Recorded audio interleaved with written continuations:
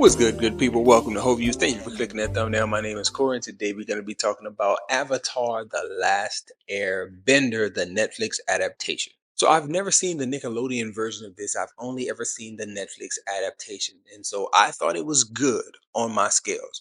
But I do have some questions about how this show feels as it relates to the Nickelodeon show. So if you are a viewer of the Nickelodeon animated version, answer some of these questions for me. Am I reading this right? First, was I supposed to like Uncle Iroh as much as I liked Uncle Iroh? Sure, he seemed pretty campy, but overall, I would have to say he seemed almost the most in tune with his character. And it's debatable, but in my opinion, he is top one or two actors on this show. It's either going to be Iroh or Zhao. I really enjoyed Uncle Iroh. I felt like he felt like an Uncle Phil type character, someone who is very relatable, somebody who you really connected with as you watch the show. And really, his performance was so good because you end up feeling him in every phase that he goes through. I felt his joy and his jovial nature. I felt his sadness when he was sad. And also, I felt his concern when he was concerned for his nephew. Just a great performance and somebody I really found myself cheering for. Was I supposed to? Speaking of his nephew, that brings me to my second question. Was Zuko supposed to come off as such a whiny baby? Being unfamiliar with the cartoon, I saw Zuko and I thought this guy has to be the primary antagonist of this series. I knew or I had an inclination that he would not get Aang this season, but my thought was he must be so much of a dog with just firebending that over the course of this series, Aang is going to pick up all the other water bending, earth bending, air bending skills, and he's Zuko is still going to pose some type of threat to Aang because he's just that much of a dog. That was my initial impressions with the Zuko character from this adaptation.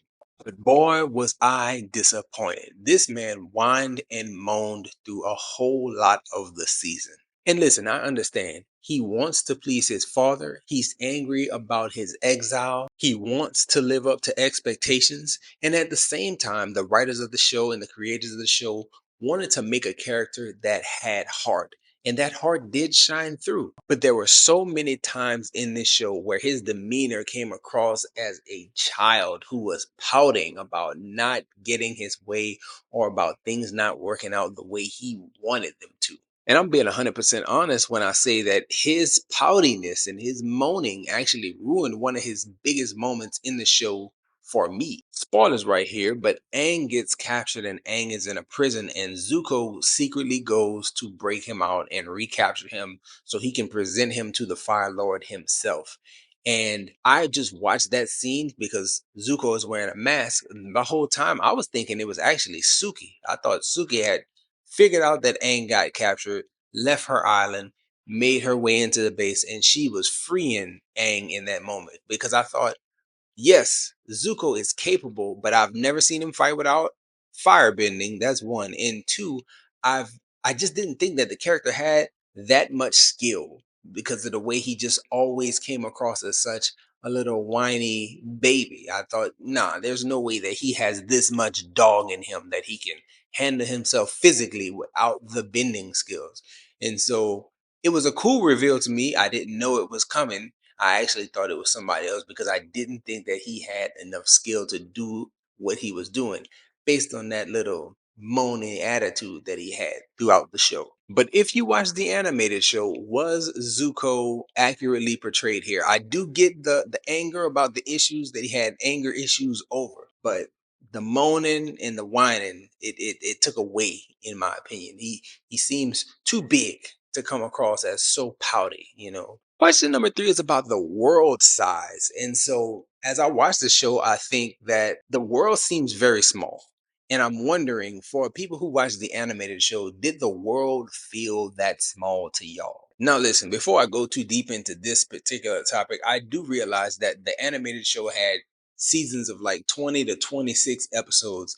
And if you're taking a full season, they call them books, and reducing it down to 8 episodes, yes, you're going to have to cut a whole lot of stuff. But when we first start following Aang and he's on his journey to the north to meet the northern water benders, it's taken a very long time for him to get in their vicinity. But right before reaching them, maybe an episode or two before reaching them, he goes into the forest, and then Sokka and his sister get caught up in the spirit realm, and then he has to go from where he is to a fire kingdom and meet with the fire avatar. And it just felt like he made it there pretty damn quick. It didn't take much time at all for him to go from the spirit realm to the fire kingdom and then back to the spirit realm once everything was cleared up, and then to the northern tribe. It's like, yo, you did a whole lot of moving around.